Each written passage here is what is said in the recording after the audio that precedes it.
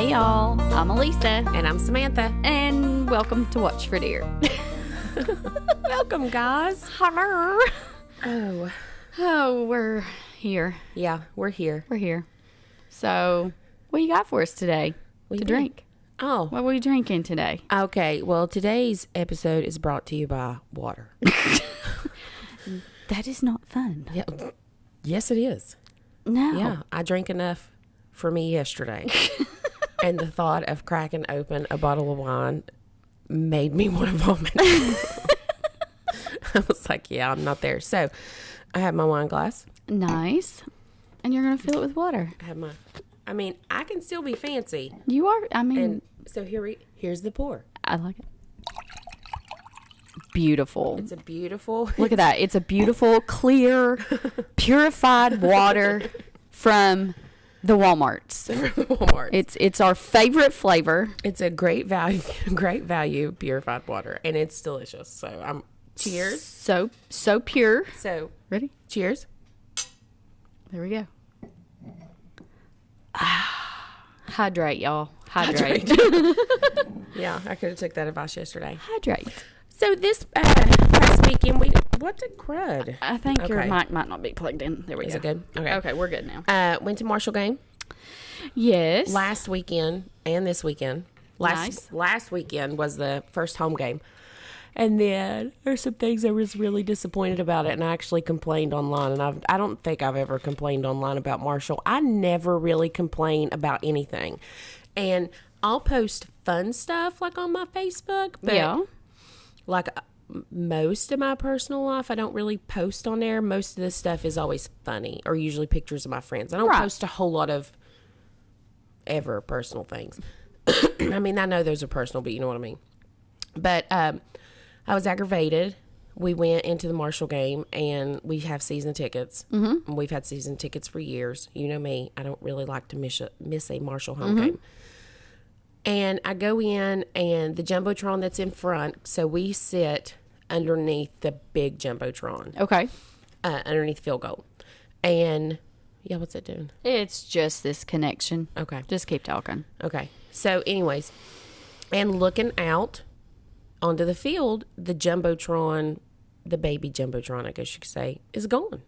It's just not there anymore. There's a ticker underneath this deck. It's called the Dutch Miller. Oh, the big fancy thing that the they Dutch Miller built. Deck. Mm-hmm. There's all kinds of people over there on it, which is fine. I mean, I don't care. I don't know why they had to take the Jumbotron down for it. Now the way we're looking, where we sit, the people that hold the tickets, we're looking out on the field, and if we need to see a replay or anything, we'd stand up real fast and turn around, turn completely around. So that was the first thing going on my nerves. And then every time we would score, this guy, I think it's one of the cheerleaders, but I'm not for sure, runs out with a huge Marshall flag. Well, this Marshall flag has a hole in it. And you couldn't tell from the pictures that I took because the Jumbotron was emitting a yellow light. But it had yellow stains on it. And I was just like, over the years, we've paid thousands of dollars to Marshall. You can afford a new flag. Just me and Scott. You can afford a new flag. It's got a huge hole right in the M, stains on it, and I'm like, it's just ridiculous. And then, because I got on it, I was mad. You were on your soapbox. The first thing that ticked me off was the Jumbotron. The second thing was the flag. And then we go into the bathroom. The bathrooms are awful. They're awful. They just look disgusting and dirty. Ew. And they're dark. I mean, so dark. I took a picture of it. It looks like you're walking into the cave. Really? And it's just ridiculous. We have Huntington has potential. It has potential, and it's doing better. But one of the big things that people would come for is the games. Yeah. But you go into other facilities and their bathrooms and stuff, they're so nice. And you walk into our bathroom, and it's embarrassing. And you would think after the event that they just held there with Zach Bryan, that they would have the funds to replace the flag and clean a bathroom. Oh, you can't listen. If you are inside the stall, you cannot see. You can't see there's no lights overhead. Yeah, that's unacceptable. It's just ridiculous. Anyways, that being said, there is a lot of wonderful things about that stadium. Absolutely. And most of it's the people. We had the best times at the games. We had the best time at the games with the people, that we sat with. Yeah. Not just the people that we know. People that hold the season tickets that we've all sat with for years. So it's always nice seeing them. And then another thing is the wine. No, you tagged me and you were drinking wine from a can. Lisa, listen to me. That wine was a 14% Chardonnay. And I danced. The first game, it was just me and Scott. There was nobody. None of our friends came. They were all out of town. So it was just me and Scott. Yeah. Scott's not a dancer. No, obviously. But his wife is. And the more wine I drink. Do better, Scotty. The harder I dance. And when I tell you he was sitting there just looking up at me and the YMCA come on and I got down. And you were YMCA in it. Oh my gosh. I was writing, listen, I had so much wine. I was writing that YMCA in cursive. Ooh, you were cursive. I was writing it in cursive. I like it. She was feeling herself. And then we lost. So the first one was awful. Okay. But then yesterday's game, we tailgated with our friends. We tailgate there on the main lot. Sometimes we tailgate at the in-between. But we usually just end up roaming around. The in-between has amazing food. It does? Yes. Scott and I eat lunch there sometimes. And really? Yes. And it's so good. Not your Scott, but my Scott. Yeah. But we eat lunch boss. there. Yeah. My partner in crime. I've never eat there before. They have really good food. Oh, the bartenders and stuff there are great. They make a great, cocktail. Yep. But try their food. It's really good. I don't really go into a bar to eat or snack. I know if I go in there at noon, I don't really drink. So. I go in there at 11, I really 12 didn't o'clock. know. I know it's a bar and grill. I just didn't know, But anywho. They have good food. So, and it was hot yesterday. And I have this fan like a black fan, that Emily bought for me. She buys those Amazon return boxes or delivery. Yeah. And they're the surprise boxes, and this fan was in it. And it's the best thing I've bought myself. It's a chargeable fan. I used it all day yesterday, off and on, and it kept its charge. Now, it takes forever to charge it. Yeah. But it kept its charge. Well, all the girls were wanting my fan. Did you tell them back off? No, I shared it with them. I was like, you will need to buy one of these. I can't believe I didn't. It clips on the inside of clips on my pants. I throw my shirt over it. It blows air up my shirt. Or I can take it off and just put it on my, your neck and everything. Face. But I was in, I feel like I'm rambling, but there's a point to this. I was in line, and this lady, she was in line too. I was buying wine. And she was sitting there, and I had my fan, and I was holding it. It's a box. It's not one of the it looks like a little box fan. Yeah. And I was holding it, and she was like, "Oh, that's really cool." And I was like, "Yeah." I was like, and I turned it off me, and I put it on her, and she was like, "Oh my gosh, I'm going to have to get one of those." And I said, "Yeah." I said, "Ever since I started, perimenopause, like I sweat, and if I get a hot flash here and it's hot outside, I will die. This is the best thing I've ever bought myself." She goes, "Oh my gosh, hot flash, terrible, blah blah blah." And I said, "Well, you need to get you a fan like this." And her husband turned around. He was like, "She does need to get a fan like that." And she's like, "Yeah, because I usually feel," and she started opening up. Yeah. "I usually feel awful." And I could tell she was probably older than me, maybe like 10 years older than me. Yeah. She's like, "I don't feel good." And all, just telling me her symptoms and stuff. And I was like, "Well, have you, what's your doctor say?" And she's like, "Well, I've not really went to my doctor about it." Hello. And I Did you tell her to listen to our Menopause Monday episode? No, but I told her, I said, "Listen to me. You deserve to feel good. You don't have to be miserable. Whether it is going to the doctor and getting on medicine, buying you a fan from Amazon. Absolutely. Whatever it is, I said, you deserve to feel good, honey. You need to feel good." You can also go to see Lisa at Enlightened Weight Loss and Wellness because she can check your levels and tell you if you are in perimenopause, menopause, and what's going on with your little body. Yeah, don't suffer in silence. And I told that lady what you just said. Yes. But I told her, I was like, you deserve to feel good. Yes. If you are sitting there suffering, stop it. We don't have to be miserable, ladies. You do not have to I have that estrogen patch now. I take progesterone. And I know we harp on this, but we really do want you to feel good. And I did feel bad for that woman. Don't suffer. I almost wanted to give her my fan. Like, it was $20, but I really, or not 20, it was about $20. Emily bought it, but you know what I mean. But then I thought, no, I'm not going to do that because that's the type of person I am. Here, take this. I know, because take care of yourself. She needs to take the initiative. Go get herself checked out. Self-care, ladies. If you're feeling off, go get your levels checked. If you're regular, and I'll be honest, a lot of times your regular general physician either doesn't listen or brushes it off. Go find someone who can relate, someone that cares. And that's what I did. I seen Lisa. We got to the bottom of it. We got medication, and we're feeling way better. I feel great. I really do. Like, I feel great. Like, I'm a different person between who I was last February than I am now. It's not the same Samantha. Yeah. I went from going crazy to being happy. That's awesome. But that's what, and I felt sorry for her, and and I was talking to her, and she didn't know who I was, and even if she did know, like, it's not like I'm somebody. You know what I mean? Like, it's not like I'm somebody, but I will preach that for forever. Take care of yourself. Right. Don't settle. I got a tattoo yesterday. Did you see it? Let me see. No, you haven't shown me. I love it. It's gorgeous. I keep wanting to get a matching tattoo with Clint, but he denies. So I guess my first matching tattoo will be with my Zoe. Well, I wanted to get a matching tattoo when me and Scott had gotten married when we were younger. Yeah. And he was like, no, that's a bad omen. All this stuff. I'm not doing it. And I was like, okay. I used to beg him. Yeah. I quit begging. I used to beg him. He don't want to. I don't care. But now he wants to do it.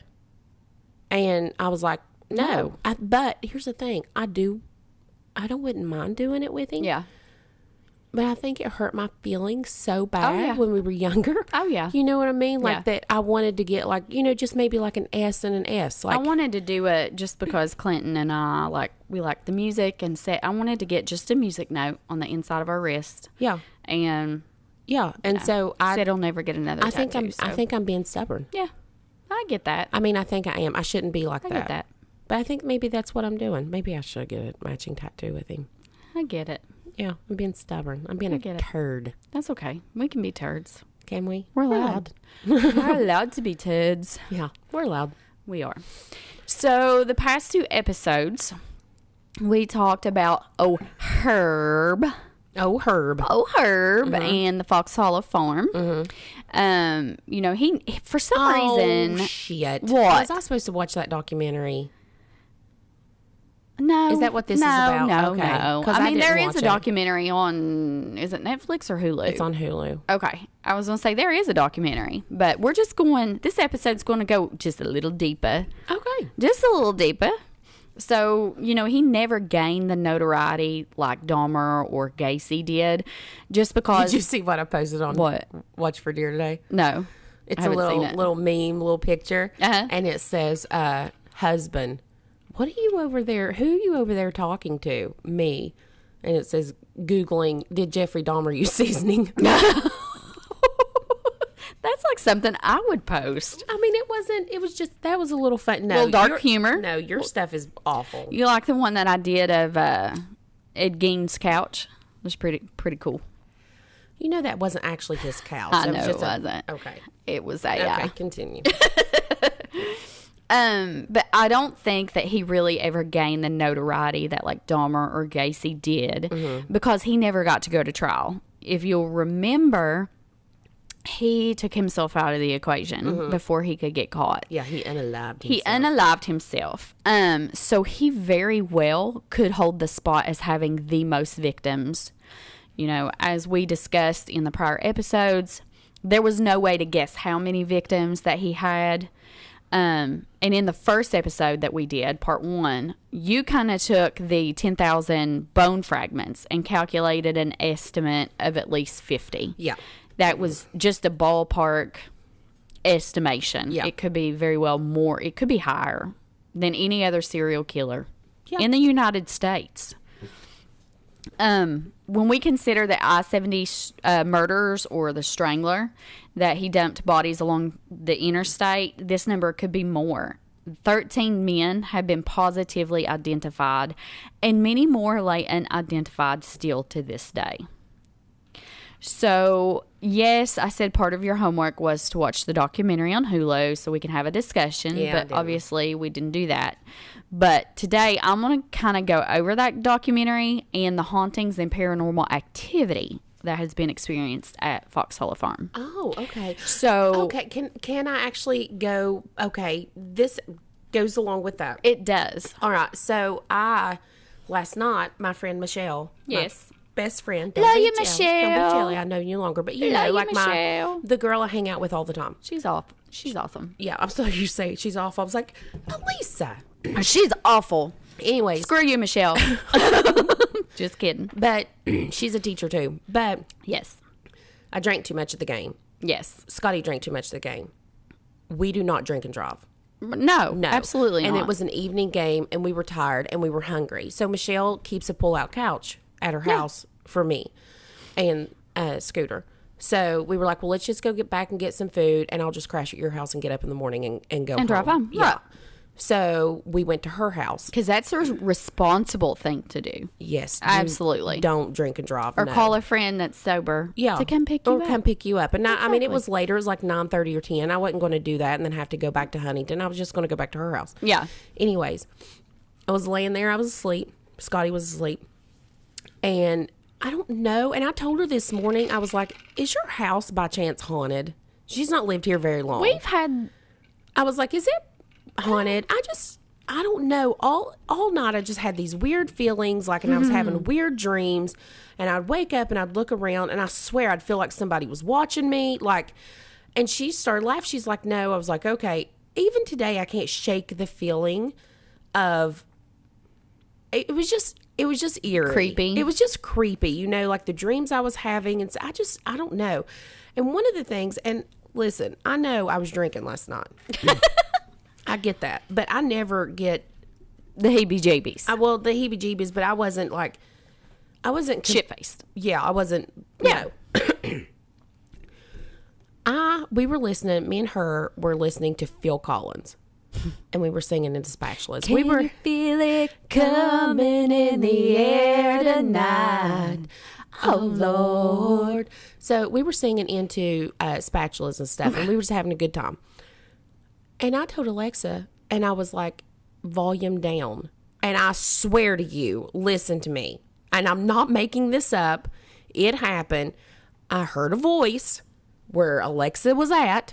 Her little blue light came on. But it was like, I can hear you. And I turned around and looked at her like, look, I got cold chills. Yeah, you got the chills. I got the cold chills. And I looked at her, and and I was like, did you hear that? And she's like, no, what are you talking about? I was like, you didn't just hear that. And she's like, no. Like, she thought I was stupid. And I told her, she's like, oh my God, Samantha, you're so dumb. I'm like, nobody, I'm telling you. Mm-hmm. I was in the kitchen singing into a spatula. Yes. Was I on the wine? Yes, I was. Yes, I was. But was I so drunk? No, I was not. I know me. No. And I'm telling you that happened. And then that night I had weird dreams. I didn't feel good. You got a spooky spook. Well, I tell you what, from now on, I'm Ubering home. Well, this episode is about some spooky spooks, so strap in. Okay. I'm going to make you a believer. I think my bestie's house is haunted. I feel like when we first started this podcast, you were like, Alexa, talk to me, and not in the good way. Not telling me there was a sale on Amazon. Was I interested in it? I hate when she does that.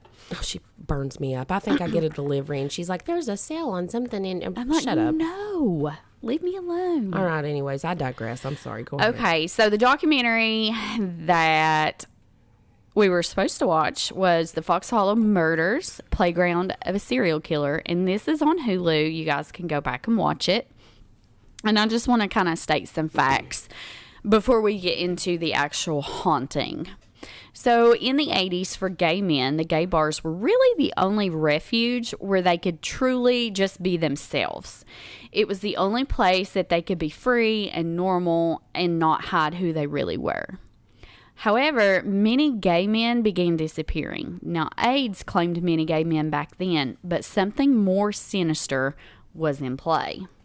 And bar owners had even began telling its patrons that if you were leaving with someone new, someone that you met at the bar, someone that you didn't know, let a friend or someone know who you were leaving with. Tell someone. And this is just basic friendship code. Like if you're at a bar, you're out drinking, and you're leaving with somebody, you need to tell somebody who you're going with. I got a better one for you. Just don't. Leave with the people that you showed up with. Don't do that. Don't do that. How about don't do that? Don't do that.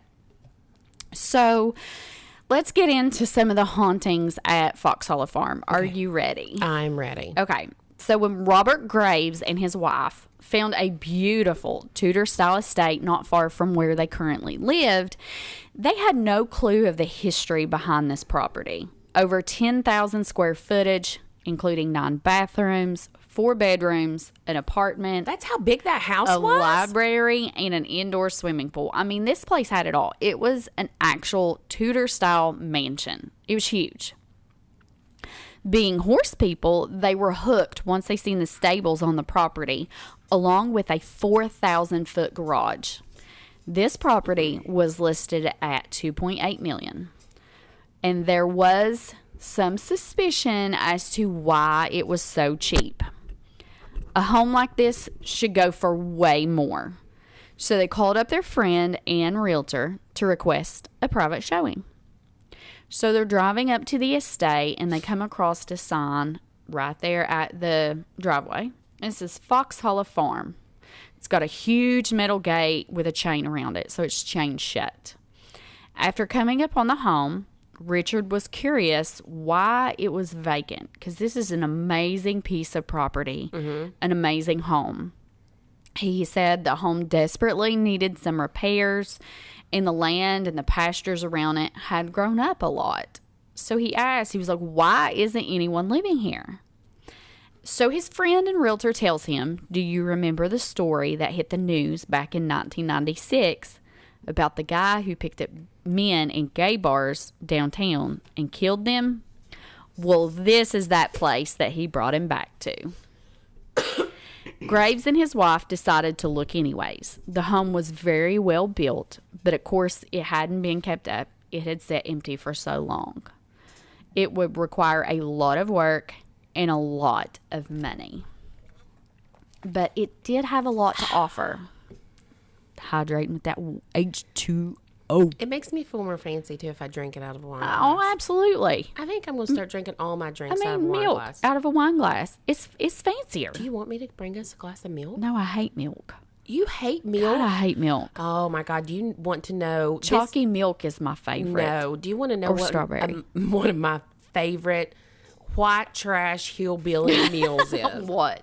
If you say milk and freaking cornbread, I'm going to gag. Oh, I do like that, but no. God, I love milk and cornbread, but no. God, that's so nasty. It is 2 hot dog weenies thrown in the microwave for about 40 seconds, right? Mm-hmm. Throw that on a piece of white bread. Mm-hmm. Mm-hmm. You want to cut up half a slice of American cheese, a little mustard, fold that over. Get you some plain Lay's potato chips, just the yellow bag, and a huge glass of ice cold milk. Oh, God, I hate milk. God, I love hot dogs in the microwave and ice cold milk. That's nasty. What's wrong with me? That is nasty. My mama likes it too. That's what we used to eat when we were growing up. Patty, there's something wrong with you. I love you. It's so good. There's something wrong with you. It's so good. Ugh, On I hate beef milk. stew and ice cold milk. I do not like milk. Okay, well, you're gross. It's nasty. Mm-mm. So, anyways, this home was well built, hadn't been kept up. It had been, sitting vacant. But it did have a lot to offer. A doctor and his wife built the home in 1977, and there was no expense spared. The chandeliers were imported from Venice, Italy, and the woodwork was spectacular. Custom stained glass windows had been made to match some 300-year-old glass that the missus had purchased for the study window. Back then, the total cost was estimated to be $1 million in 1977. That would cost $5,330,825 in 2025 to rebuild. Nothing. It was huge. Dropping a bucket. Dropping a bucket. Dropping That's a pocket bucket. change. That's pocket change.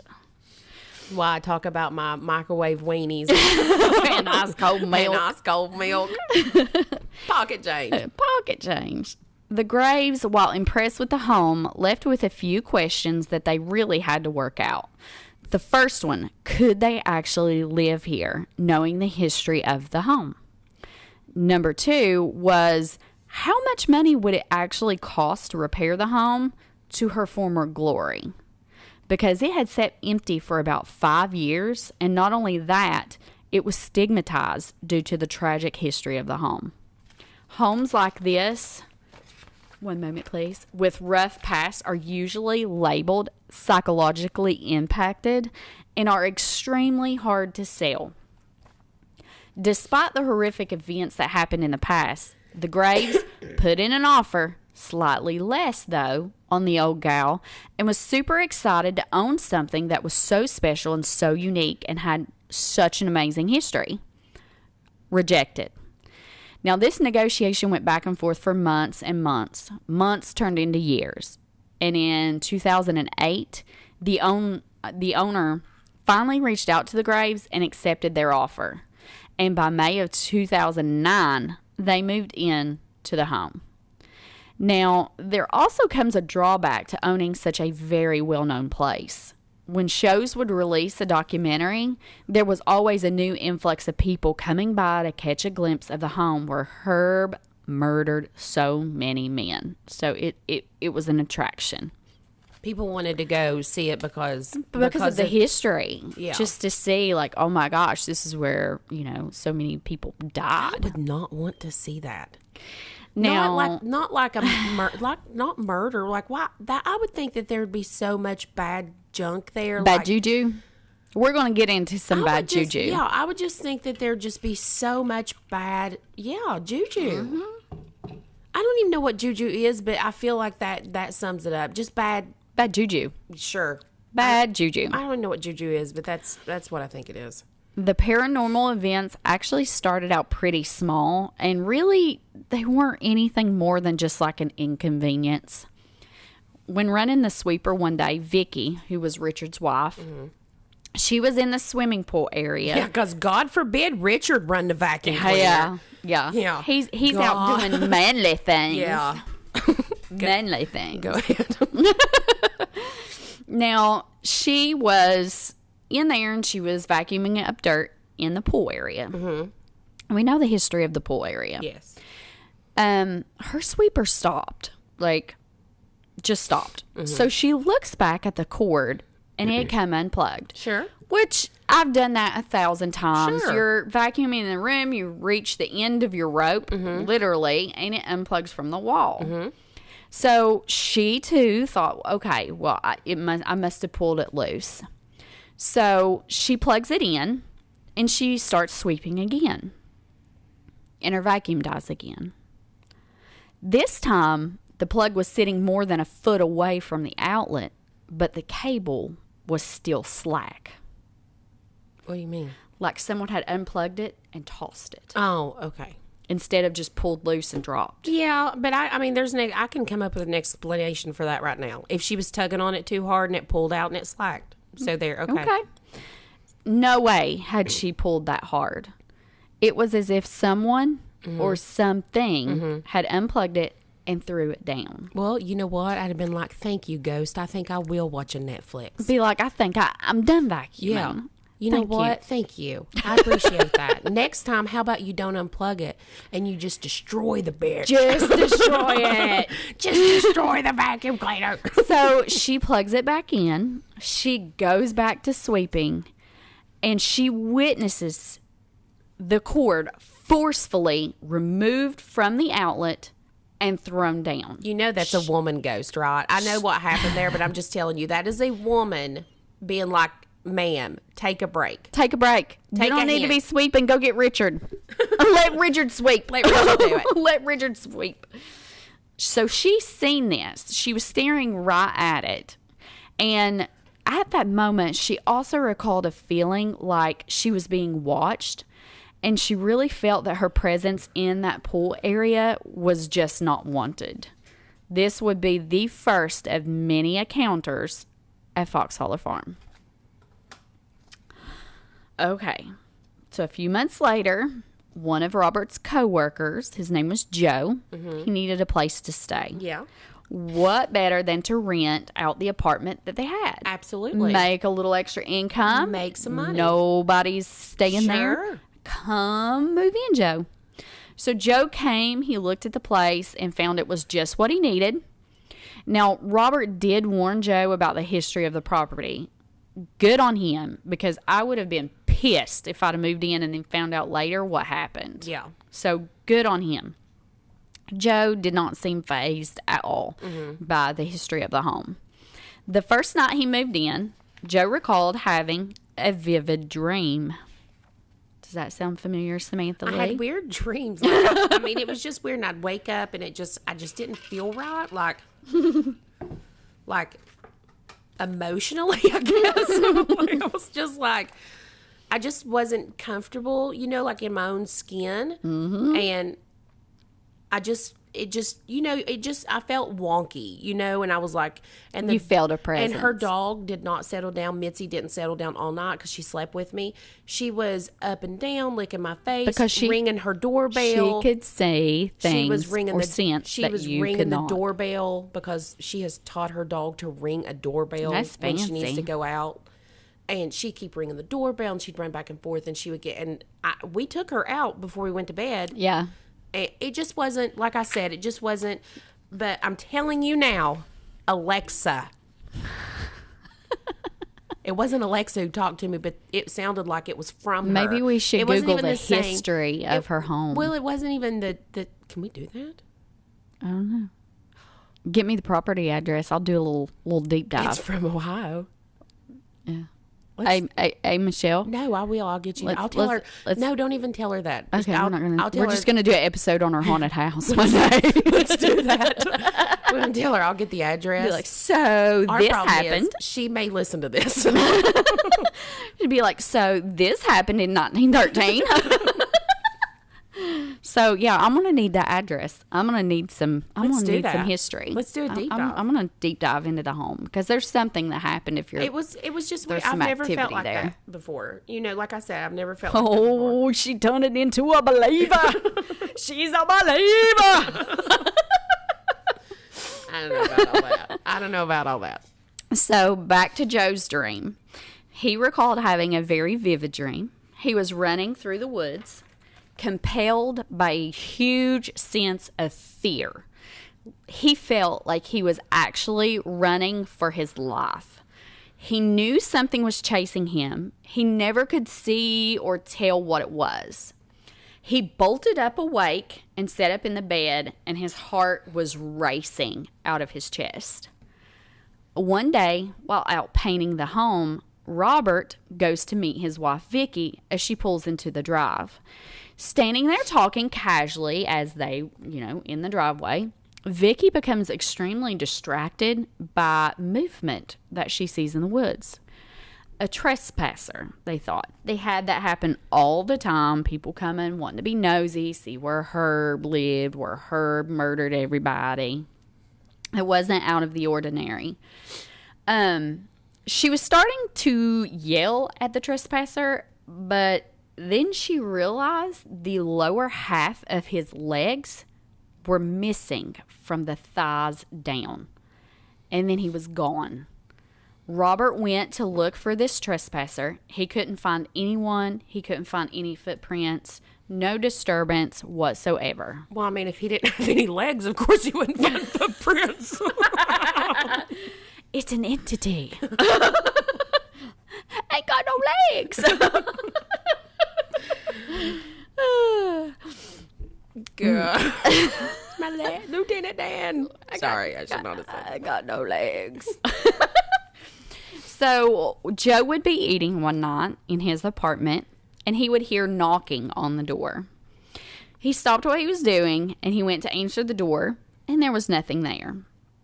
There was no place for anyone to hide, and they couldn't have ran down the steps between the knock and him opening the door.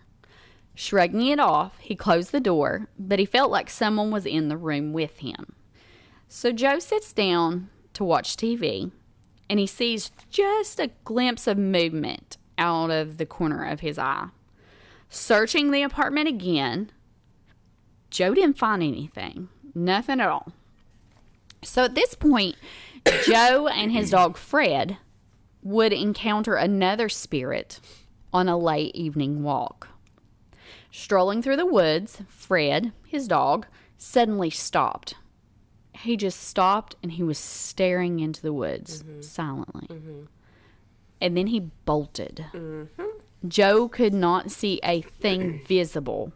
And then in just a flash, Joe sees a young man in a red shirt, jeans, and the lower part of his legs were missing. The same thing Vicky had seen when she was sitting in the driveway talking to Richard. Now, not wanting to leave his dog in the woods, good on him, because I would have been like, peace. You're on your own. Yeah, You're on your own, Fred. Yeah, I can tell you how that would have went down. Yeah, I'd have been like, Fred, it was nice knowing you. What dog? I don't recall ever having a dog. Looks like I'm going to the pound tomorrow and get me a new puppy. But he, Joe loves Fred. He goes into the woods. He flicks on his flashlight and he follows the path where he's seen Fred run. It was dark? It was dark. It was dark. I'd have never seen that dog again and been okay with it. Fred would have been on his own. Now, as he's walking along looking for Fred, he gets a super uneasy feeling. Sound familiar, Samantha? Maybe. Does it? Does it? Does it? I mean, it could, yeah. So, searching for Fred, Joe swings the flashlight to the left, and he sees a man staring right back at him in the woods. Joe turns and runs as fast as he can out of the woods with a sense of deja vu. What about with Fred? No. Bye, Fred. So he realizes then that he had seen this exact scenario in his dream that he had the first night when he moved into the apartment. He was running through the woods. Something was chasing him, and he was running for his life. Dun, dun, dun. Now, it was the same exact panicked feeling that he had in that dream. 2 months later, while Joe and Fred were on another walk, Joe stumbles upon a bone. Ready? Oh, we just emptied that water bottle. Not wine bottle. No, water bottle. I will, however, take a picture of this water bottle and post it so you all know the kind of water we buy here at Watch for Deer podcast. It is a refreshing, great value. It is. It's a purified drinking water. It is purified with flavor enhancing minerals because apparently you don't get enough minerals out of the earth. No. So, anywho.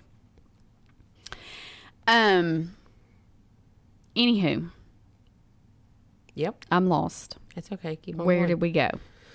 Well, Fred was gone. Where am I at? I don't know. What the hell? Okay.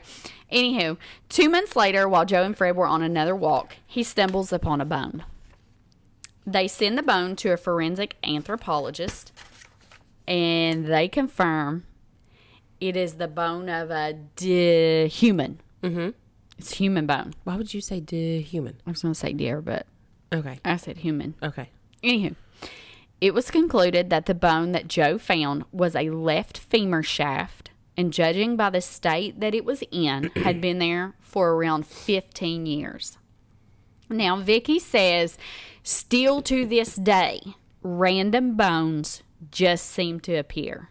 Whether it's unearthed by the weather or animals keep digging it up or something paranormal Hey, find my bones. Put me to rest. Do they still live there? They still live there. And to this day, they still find bone fragments on this property. I'm sure. Here's the thing, though. How haunted could it be? I mean, honestly, how haunted and scary could it be that they're still there? I mean, seriously. I wouldn't be there. Well, let me get through the story. There's Vicky and Richard seem to not experience they experience minor activity, whereas we'll talk about what Joe experiences. Okay.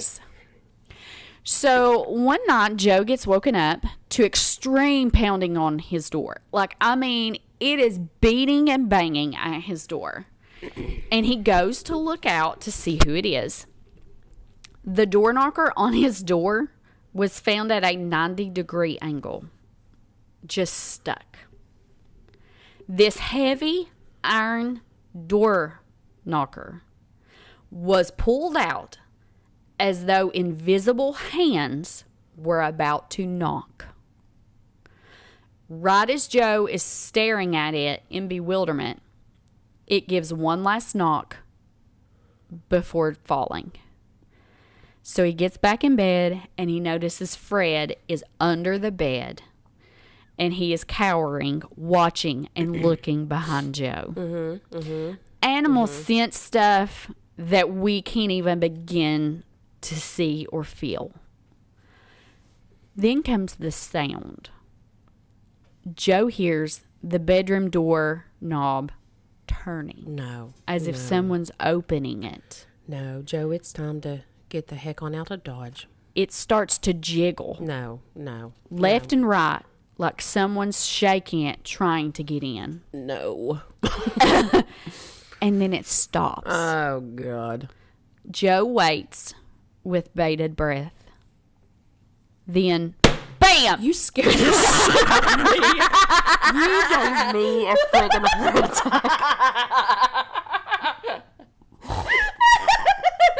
At least I hate you. She jumped. You scared the living hell out of me. I can't. I about flipped backwards in this chair. I'd have shit my pants if you'd have went backwards. What's wrong with you?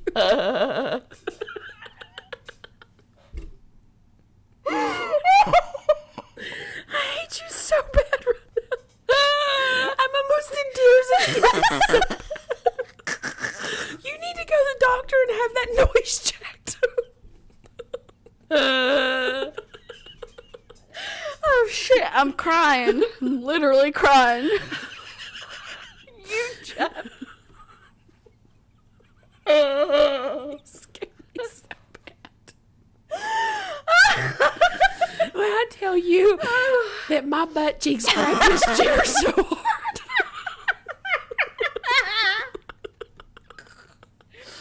Oh God, I'm crying right now. Why would you do this? You saw that I was listening and rubbing my face. You and were wasn't watching. You were so intent. You were just so in tune to my story. Like you may have caused people to wreck just now. We are not responsible for any collisions that may have happened.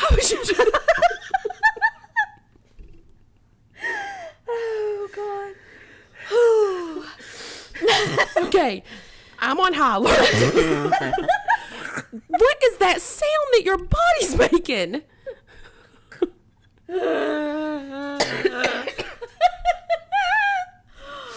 Oh my God, I am dead. Oh, I gotta compose myself for a minute. Like I'm crying. I'm crying. Oh. Okay, we gotta get back at it. we gotta compose ourselves. So, bam! Why did you jump again? I didn't know you were going to do it. You've got to stop. Okay, look. I did not. Ready? That wasn't, look, okay. hand up. Okay. Bam! The locked door flies backward on its hinges enough force to shake it. A gust of cold air blows through. Outside, the air was calm. No storm brewing. No wind gust. Silence.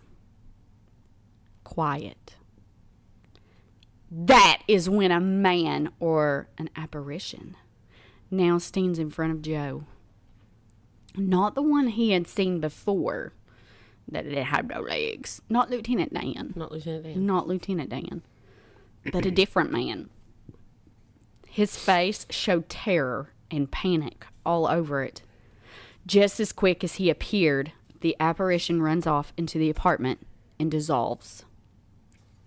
Joe thinks these hauntings were residual loops or energy recordings of Herb's victims, stuck in time, running from their killer over and over and over again. Well, did they ever look at any pictures of the? Okay, we'll get there. Okay. Now, these experiences intrigued the Graves and their friend Joe.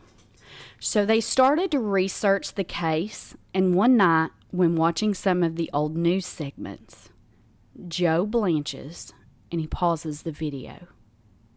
That's him. Joe blanches? Yes. What's that mean? He goes white. Oh. He blanches. You mean no? Blanches. I'm going to Google that. You Google it. Did you write that or did you have AI write that? I wrote it. I feel like you would have said that word. I wrote it. That's him. That's the guy I saw in my room that night, Joe says. And he's staring him right in the face. He said he could never, ever, ever forget the terror on this man's face. All right. I was wrong. Blanching is like you blanch, like color drains out of your face and you're just like, ugh. Okay. I did not know that. You taught me something. A new vocabulary word. Look at that. Nice. Ooh, the teacher getting taught. What? What? I would rather be taught than scared the living hell out of me. So that was epic. I swear, I'm still crying. I hate we didn't have video of that. I almost flipped backwards off of this stool. If I'm you all telling don't you, know, we have got we're to get sitting sponsors. up in the air, like we're on stools, bar stools in the bar. Like if she'd have fell backwards, she'd have hurt something. And Yamantha almost went backwards. I almost needed a new co-host. The sound your voice is making. Have you been sick lately? Are you got the croup? No, I don't think so. I had acid reflux the other day. It probably... It's eat a hole out of something. Yeah. All right, go on. It probably done something. He noticed the guy. Was the guy in a red shirt? Now. Okay. Because I don't think you could change clothes as a ghost. No. I mean, again, like it's a residual loop. Okay. It's just a replay of a specific moment in a specific time. Yeah, I don't want, like, I'm not trying to be funny, but I wouldn't think that. Right. And a lot of times. If you're a ghost, I wouldn't think that you would change clothes. No. I think that you get. You're stuck. You're stuck in, when you die, you're stuck in what you're wearing. I just cannot believe in it. I just can't believe in it. Okay. I'm trying. And I did feel wonky yesterday. And you'll see. You scared me and everything, but I just cannot. I just go back to what I've always been taught. To be absent from the body is to be present with the Lord. Right. And so I just have trouble. But if I did believe in it, I would not think that you would get a new outfit when, like, you don't go to like a ghost closet. No, you don't. You're stuck in what you're wearing. And again, it's a residual loop. It's just a repeat of that specific moment in time, the very last part or the end of your life. Yeah. And that's why they call it a residual haunting, because it's just on repeat, that specific time frame. Now, this next encounter is going to have Joe fighting for his life. Oh my gosh. So up until this point, we have had some spooky stuff happen, some things that we can't explain. Nothing too crazy. Really? Just scares, the door flying off the hinges? Scares the shit out of you. Nothing aggressive. I felt like that was pretty scary. Like, I mean, that would be... We're about to get aggressive. Okay. Okay. One afternoon, Robert's 2 boys and Joe and a friend was enjoying that nice big indoor pool. Joe swims under the water towards the deep end, and he pops up and he leans his arms up like you do when chilling in a pool. Yeah, but remember, yes. We've all done it. If you listen to the last episode, the one before that, we were talking about it, that you described what Herb did. Mm-hmm. Go ahead. That just, I was like, ooh, I don't like that. Mm-hmm. So he's hanging out in the deep end of the pool. He's got his arms propped up on the pool. He's catching his breath. Joe feels a set of fingers run around his neck and down, sensually, not threatening, just kind of seductively, just a light caress. Yeah, quit rubbing your neck like that and looking at me. It's weird. I'm getting you in the moment so I can scare you. No, you're making me feel awkward. Like, I felt really awkward when you did it. I was like, don't look at me in the eye. Why are you doing that? Rubbing your neck. That's gross. I'm taking you to the doctor. I don't understand that. What is that? Oh, God, I'm done. I'm literally crying. I can't even get through this episode. I just need a moment. I just don't understand that sound. So these are ice cold hands, and he can tell that it's from a man. Spinning around, knowing that it was one of the others in the pool, he finds everybody still down at the other side of the pool. He thought one of the people he was in the pool with was rubbing his neck. Yes, it was the only explanation was messing with him. He takes a few strokes to swim back toward the end where his friends are when he feels those same set of hands lock around his throat and squeezes tightly. Joe is then dragged under water. Holding his breath, he begins fighting for his life, grasping at the hands around his throat, choking him out. So he actually grabbed the ghost's hands? He's trying to, but there's nothing to grab. He is under the water. Okay. He's pulled under the water with ghost hands around his throat, holding him underwater. He is fighting for his life. Okay. He's kicking, he's flailing, and he's prying. He cannot seem to get these hands to turn loose. And then just like that, they're gone. He rises to the surface, and he's gasping for air, and he's panicking. He gets his ass out of the pool, and everybody's staring at him like he's absolute crazy. He yells, "Everyone out of the pool. Everybody get out of the pool." And they realize, because they could recognize such panic in his voice, he was just in such a state of terror and hysteria. His skin was probably blanched again. Right. That they all got out of the pool. Joe would never set foot in that pool again. I don't understand why Joe is still living there. I don't either. That would have been the end for me. I'd have been like, okay, I'm moving. Now, things would calm down for just a bit after the violent attack on Joe. He would still hear things, but he wasn't actually physically assaulted after the pool incident. However, one night, he's sitting at his computer desk, and he heard a crash in the kitchenette. He gets up to check, and there, lined up all in a neat uniform row, lays his set of kitchen knives. These kitchen knives were all removed from the butcher block that they had been in. So something had taken them out individually and lined them up on his countertop. Getting fed up with all of this bullshit, Joe gets an EVP device. Now, this is an electronic voice phenomenon. It's a device that is used to capture disembodied voices by imprinting them by recording. So Joe goes through the house, and he unplugs all the electrical items that he can to make sure that there is no magnetic interferences. He wants to make sure that if he gets something on this EVP device, that it's not, it's not from a cell phone or the TV or whatever. He turns it on, and he sits down in the middle of his apartment. and he starts to ask questions.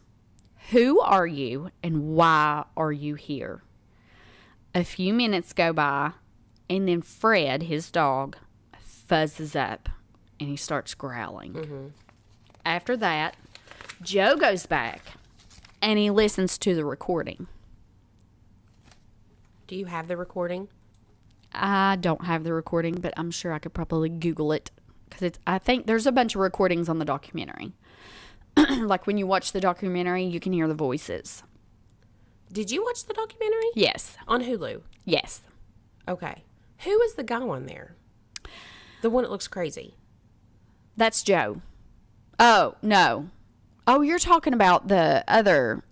I'm talking about the Foxhole. The one that said he was a victim? Yeah. I didn't watch that one. All right. Maybe we need to watch that one and maybe make it a 4-parter. Maybe it's a 4-parter. A 4-parter, maybe.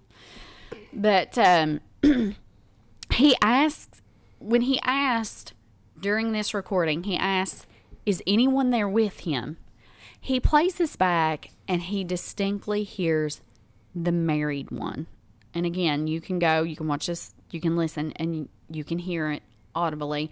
It's the married one. Okay, tell me again what documentary you watched and where. Because I'm so confused. And if people want to watch this, I want them to be able to do it. So this one is the documentary. It's called The Fox Hollow Murders, Playground of a Serial Killer. And this one is on Hulu. Okay. Okay? Now, so they hear this voice, this disembodied voice, say, the married one. Now, there's no knowledge of any of Herb's victims being married other than him himself. But it all would make perfect sense as Herb was a trickster and the hauntings were exactly the type of shenanigans that Herb would do. Mm-hmm. The encounter that Joe had in the pool, they think that it was actually Herb himself. And I think the reason that it kept messing with Joe is maybe this entity was attracted to him. Mm-hmm. Herb liked men. And I think maybe he thought it was just fun to play with Joe. Now, this home has been featured on none other than Ghost Adventures, where they filmed an episode at Fox Hollow Farm. You can go watch it on season 11, episode 9. And this was the episode that I watched, and I could hear the actual EVP devices and hear them replay the disembodied voices back. So you can go watch that. Again, it's Ghost Adventures. It's Fox Hollow Farm, season 11, episode 9. So they get these Ghost Adventures. They get them here at Fox Hollow Farm. And before they even get set up, they start, the whole team keeps hearing a loud bang in the pool room, which is noted to be a very hot spot for paranormal activity, because this is where he done all of his killing. Yeah. Essentially. So the investigators pull out this EVP and they begin asking him questions. Herb, are you there? What went through your mind? Victims, are you there? Anything we can do or say to your family? And they hear, help. The audible sound of the word help comes through this device. It sounds as though it's coming from a strangled throat.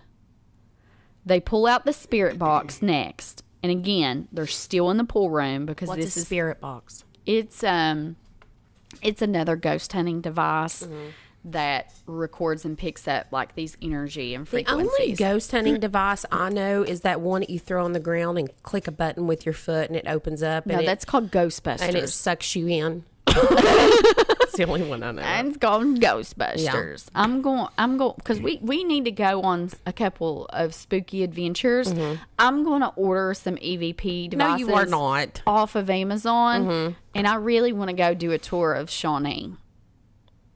the haunted amusement park here in West Virginia. Absolutely, yes. Yes.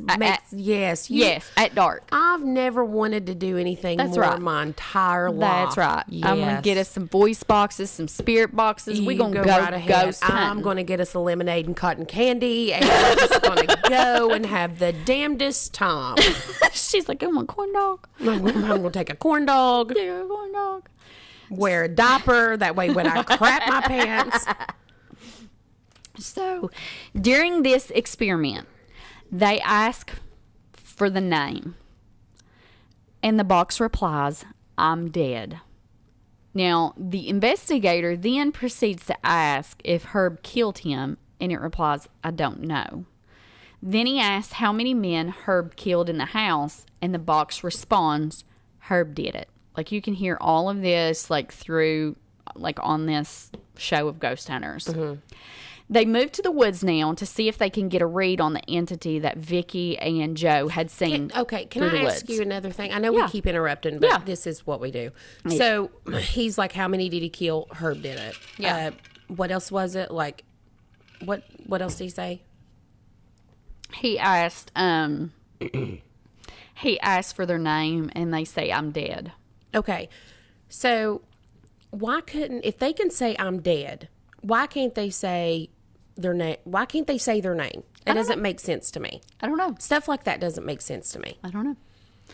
So they go into the woods. Because I'd be like, my social security number is 1 2 3 4 5 6 9 8 2 9. Please make sure that my husband don't have some kind of woman up in my house. Get that hoochie out. Yeah. She ain't raising my babies. He is going to be sad forever. Forever. He's going to mourn me all his life. I don't think that I would be like, if you ask me something, I don't know. It just, that seems weird to me. Continue. Okay. So they're moving to the woods to try and get a read on the entity that Vicky and that Joe seen, the one that ain't got no legs. Mm-hmm. Okay. So there's also been reports of a very dark black figure in the woods as well. Now, while they're in the woods, the crew asks, Alan, are you here with us? Because Alan was one of the victims that had passed away. And again, the spirit box replies, I'm here. They ask who killed him, and please take us to your body. And it replies, in the middle. So they walk a few paces, and then the box goes off again. Found it. After they find the spot, there's no more voices, no more contact at all from the spirit. So the crew makes their way back to the house. Nick, one of the crew members, heads up to the apartment. After browsing around, he hears a single knock from the brass door knocker outside. Mm. And remember, this is the door knocker that Joe seen literally levitating like a ghost hand was about to knock on his door. When they compare that knock with the knock that Robert demonstrates earlier, they match. Nick begins to feel a lot of negative energy and pressure around his throat. They break out the spirit box, and it says, here, as they go to the closet. In here, as he walks into the closet, the communication goes quiet. Like, that's it. So they believe that maybe one of the victims was in the closet. Mm-hmm. But there's so many cases of orbs, there's voices, there's knocking, there's apparitions. All of this has been seen and experienced at Fox Hollow Farm. Mm-hmm. So they say it's just a super paranormal area with the restless souls. I just don't understand why they still live there. There's all kinds of stuff I don't understand. Again, Richard and Vicky never were assaulted like Joe was. If I was physically assaulted, I'd be like, gone.